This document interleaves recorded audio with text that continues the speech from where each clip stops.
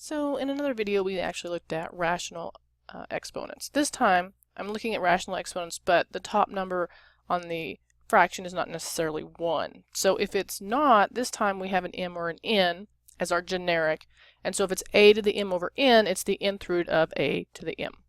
So all that just probably made no sense, and that's okay. So let's look at this first example. I've got 4 to the 3 over 2. So that means I'm going to take the second root, or the square root, of 4 cubed. And then I know that 4 cubed is the same thing as 4 squared times 4.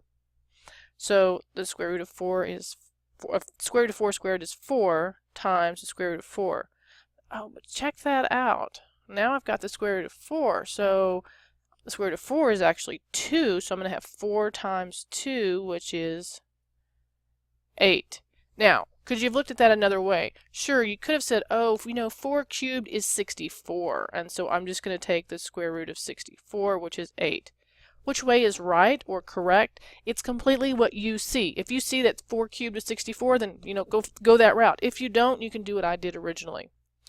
Now, this one over here on the right, it looks just like a hot mess, and so what I want to do is I want to simplify this using all the rules that we've learned. So the easy part is 20 divided by 10 is 2. So there's the easy part.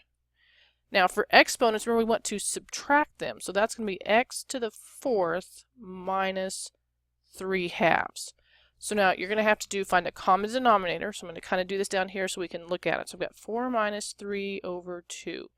Common denominator is 2. So 2 times 4 is 8 minus 3 over 2, which is going to give me 5 halves.